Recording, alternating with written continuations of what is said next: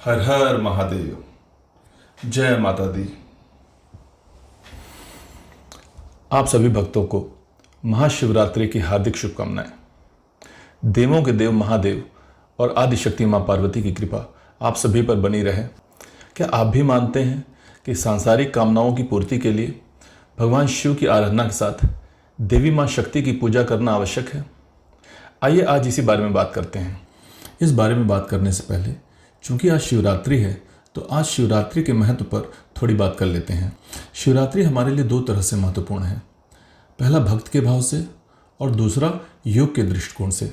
जब हम शिवरात्रि को भक्ति भाव से देखते हैं, तब हम इस दिन को भगवान शंकर और मां पार्वती के दिव्य मिलन और विवाह के शुभ दिन के रूप में मनाते हैं। भक्तगण इस दिन भगवान शंकर की भव्य बारात निकालते हैं, भजन कीर्तन करते हैं और रात्रि जागरण करते हुए शिवलिंग की, जो महादेव शिव और जगत जननी देवी माँ की चेतना और दैवीय शक्तियों के मिलन का पूज्य प्रतीक है, इस भाव के साथ शिवलिंग की विशेष पूजा अर्चना करते हैं। और जब हम शिवरात्रि को योग के दृष्टिकोण से देखते हैं, तो महाशिवरात्रि हम सभी के भीतर उपस्थित मैस्कुलिन एनर्जी और फेमिनिन एनर्जी के मिलन का प्रतीक है। यह हमारे अंदर उपस्थित ऊर्जाओं के बीच संतुलन और मिलन स्थापित करने की दिशा में ध्यान आकर्षित करने का दिन है। आपने सुना होगा कि योग शास्त्र में मानव शरीर में ऊर्जा के मुख्य 7 चक्रों का वर्णन है। हमारी रीढ़ की हड्डी के निचले सिरे पर मूलाधार चक्र स्थित होता है और हमारे सिर के सबसे ऊपरी हिस्से पर सहस्रार चक्र स्थित होता है। इनके बीच में स्थित अन्य 5 ऊर्जा चक्रों स्वाधिष्ठान, मणिपुर, अनाहत, विशुद्ध और आज्ञा चक्रों के बारे में भी किसी अन्य वीडियो में बात करेंगे। अभी मूलाधार चक्र और सहस्रार चक्र के बारे में थोड़ी और समझने की कोशिश करते हैं, क्योंकि ऐसा माना जाता है कि मूलाधार चक्र देवी माँ शक्ति के सबसे नज़दीक से जुड़ा हुआ है और सहस्रार चक्र भगवान शिव से जुड़ा हुआ है। मूलाधार चक्र हमारे अस्तित्व, हमारी बुनियादी ज़रूरतों और हमारी सुरक्षा की भावना का प्रतिनिधित्व करता है। और जैसा कि मैंने पहले कहा कि यह मूलाधार चक्र देवी माँ शक्ति के सबसे नज़दीक से जुड़ा हुआ होता है। इस ऊर्जा चक्र का जागरण हमारी सांसारिक कामनाओं की पूर्ति और हमारी सुरक्षा के लिए माँ की कृपा प्राप्त होने से जुड़ा हुआ माना जाता है। वहीं दूसरी ओर सहस्रार चक्र हमारी आध्यात्मिक चेतना का प्रतीक है। इस ऊर्जा चक्र का जागरण भगवान शिव की कृपा से जुड़ा हुआ होता है। इसलिए जब साधक को आदि योगी भगवान शिव की कृपा प्राप्त होती है, तभी उन्हें आत्मज्ञान, आध्यात्मिक चेतना और परमानंद का अनुभव होता है। शिवरात्रि योगियों और साधकों के ऊर्जा चक्रों के जागरण और मूलाधार से दैवीय ऊर्जा का ऊर्ध्वगमन होते हुए सहस्रार तक पहुंचाने के लक्ष्य प्राप्ति का दिन होता है, जिससे शिव और शक्ति का मिलन हो सके। यह दैवीय मिलन साधक के लिए आत्मज्ञान और परमानंद की प्राप्ति का मार्ग प्रशस्त करता है। तो हम वापस आते हैं उस बात पर जिसके साथ हमने वीडियो की शुरुआत की थी कि क्या सांसारिक कामनाओं की पूर्ति के लिए भगवान शिव की आराधना के साथ साथ देवी माँ शक्ति की पूजा करना आवश्यक है। उम्मीद है इस बात का उत्तर आपको मूलाधार चक्र से जुड़ी जानकारी के माध्यम से कुछ हद तक मिल गया होगा। आइए इसके बारे में कुछ और विस्तार से समझने की कोशिश करते हैं। भक्तों के लिए महादेव भगवान शिव परम ज्ञान, परम आनंद और आध्यात्मिक चेतना के देवता हैं और साथ ही भगवान शिव आदि योगी और बैरागी भी माने जाते हैं।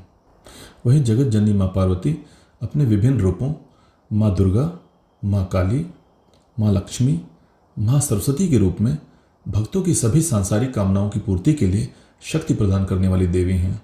तो हम इसे अगर अपनी सरल भाषा में समझें तो ज्ञान और चेतना से संबंधित विभाग भगवान शिव के पास है और सांसारिक मामलों से जुड़े सारे विभाग देवी माँ शक्ति के पास हैं। तो अगर भक्त सांसारिक कामनाओं की पूर्ति के लिए भगवान शिव की प्रार्थना करते हैं, तो देवी माँ शक्ति की कृपा के बिना सांसारिक कामनाओं की पूर्ति होना तब तक संभव नहीं है जब तक भगवान शिव की इच्छा जानकर उस भक्त पर माँ पार्वती कृपा न करें। हाँ, यह संभव है कि भगवान भोलेनाथ अगर भक्त पर अधिक प्रसन्न हो तो भक्त को वह ज्ञान प्रदान कर सकते हैं जिससे भक्त की सांसारिक कामनाओं के प्रति विरक्ति का भाव उत्पन्न होने लग जाए और भक्त आत्मज्ञान और आध्यात्मिक तरफ झुकाव महसूस करने लग जाए। इस वीडियो के माध्यम से हम जिस प्रश्न का उत्तर जानने का प्रयास कर रहे हैं, उसका उत्तर हमें माँ दुर्गा चालीसा की इन पंक्तियों में भी मिलता है। शंकर अचारत तप कीनो, काम अरु क्रोध जीति सब लीनो, निष्दिन ध्यान धरो शंकर को, काहु काल नहीं सुमिरो तुमको, शक्ति रूप को मरम न पायो, शक्ति गई तम मन पछतायो, शरणागत हुई कीर्ति बखानी, जय जय जय जगदम्ब भवानी, भई प्रसन्न आदि जगदम्बा, दई शक्ति नहीं कीन विलंबा। वो सभी भक्त जो माँ दुर्गा चालीसा का पाठ करते हैं वो जरूर समझते होंगे इन पंक्तियों का अर्थ। दरअसल ये पंक्तियाँ आदि शंकराचार्य के जीवन में घटित एक महत्वपूर्ण घटना से संबंधित हैं। कथा के अनुसार आदि शंकराचार्य भगवान शिव के अनन्य भक्त थे और उन्होंने भगवान शिव की आराधना से अपनी इंद्रियों पर नियंत्रण प्राप्त करने के साथ साथ तमाम सिद्धियां प्राप्त की थीं, परंतु वह शक्ति के महत्व को नहीं मानते थे। एक बार आदि शंकराचार्य अपनी आध्यात्मिक शक्तियों को बढ़ाने के लिए कठिन साधना में लीन थे। लगातार कई वर्षों की कठिन साधना के कारण उनका शरीर और उनकी शक्ति क्षीण होने लगी। अपनी शक्तियों को क्षीण होते देख आदि शंकराचार्य को जीवन में शक्ति के महत्व का आभास हुआ और तब उन्होंने माँ दुर्गा की आराधना की और उनकी आराधना से प्रसन्न होकर देवी माँ शक्ति ने उन पर कृपा करके पुनः उन्हें उनकी शक्तियाँ प्रदान की। तो माँ दुर्गा चालीसा में वर्णित इस कथा से भी स्पष्ट होता है कि भगवान शिव की आराधना से ज्ञान के साथ इंद्रियों पर नियंत्रण प्राप्त किया जा सकता है, परंतु सांसारिक जीवन माँ पार्वती से प्राप्त शक्ति के बिना संभव नहीं है। तो जीवन में भौतिक और आध्यात्मिक दोनों स्तरों पर संतुलन प्राप्त करने के लिए भगवान शंकर और माँ पार्वती के अर्धनारीश्वर रूप की पूजा का विशेष महत्व है।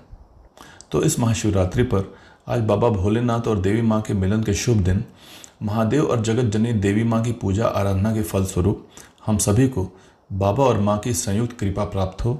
एक बार पुनः आप सभी भक्तों को महाशिवरात्रि की हार्दिक शुभकामनाएं। हर हर महादेव। जय माता दी।